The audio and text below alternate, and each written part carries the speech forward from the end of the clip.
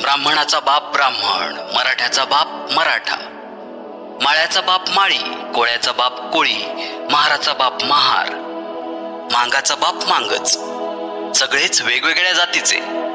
तर मग माणूस मेल्यावर सगळ्यांचा बाप कावळाच का? कुणाचा राजहंस असावा, कुणाचा बगळा असावा, कुणाचा मोर तर कुणाचा बदक असावा. जिवंतपणी माणसा माणसात भेदभाव, तर मेल्यावर समानता, असे का? कोणी रचला हा ढोंगीपणा?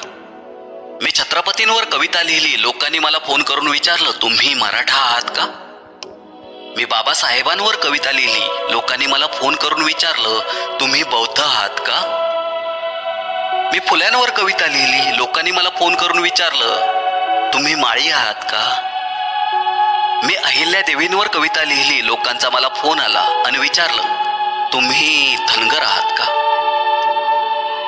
मी अब्दुल कलामांवर कविता लिहिली, लोकांचा मला फोन आला आणि विचारलं, तुम्ही मुस्लिम आहात का? मी माणसावर कविता लिहिली, मला फोनच आला नाही.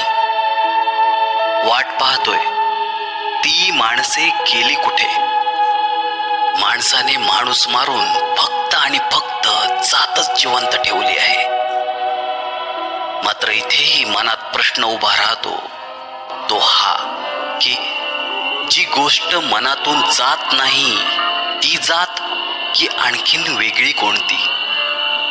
सर्वपित्री अमावास्या येईपर्यंत सगळ्यांचा संबोधन व प्रबोधनाचा हिस्सा होऊया, त्याऐवजी एखाद्या गरीब मुलाला अन्न देऊया, पुस्तक देऊया, त्याच्या प्रगतीचा हिस्सा होण्याचा छोटासा प्रयत्न करूया. अन्नाचा काल्पनिक धूर वर पोहोचवून आत्म्यांना खुश करण्यापेक्षा जिवंत असणाऱ्या आत्म्याला वैज्ञानिक प्रगतीची मशाल पेटवूया.